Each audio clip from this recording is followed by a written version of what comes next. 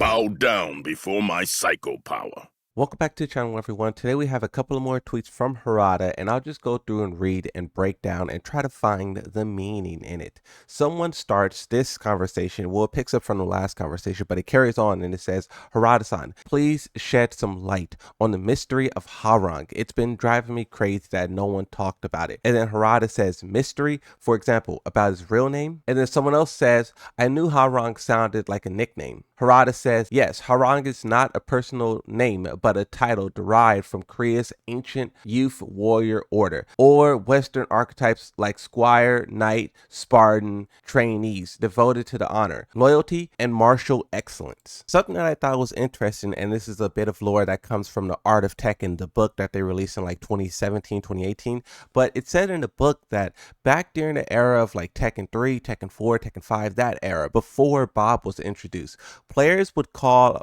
Harang Bob because they didn't know how to pronounce his real name. And I mean, if you go back and look at the different games of Tekken, each game had a different pronunciation. The announcers was guessing just as hard as the players. Harada.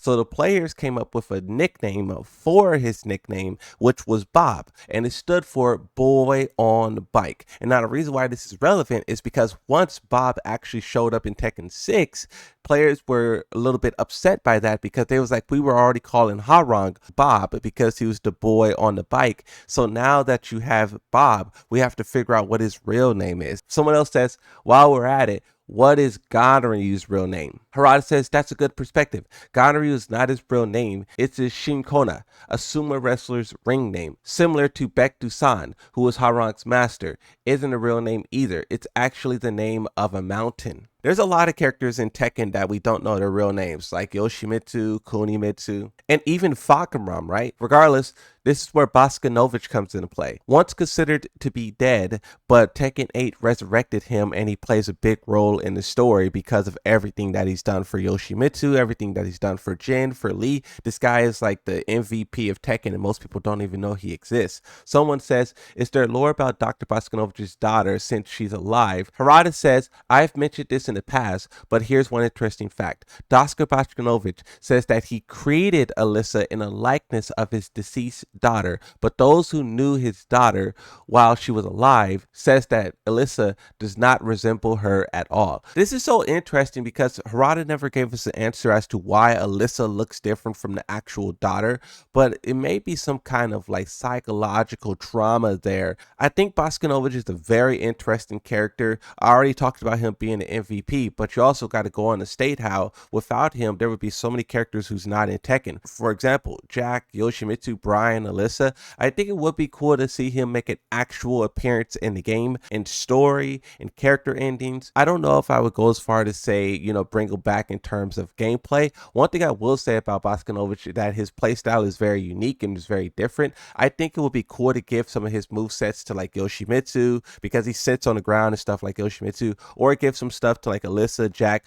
We don't know his full story, so we don't know the transition from evil genius to evil genius cyborg, and that also could play a role into how much information was lost because of how much of his body he replaced with cybernetics. Someone says, what about Bob, who's also named Robert Richards? Harada says, back in the late 90s, a debug tuning staff member joined our development team. For some reason, everyone called him Bob from the start. After we finished developing Tekken 5, I was in the office chatting with our animation lead about ideas for new characters. One of the ideas came up, a super heavyweight yet incredibly agile and an acrobatic fighter. We needed a placeholder code for him, so I said, let's go with Bob.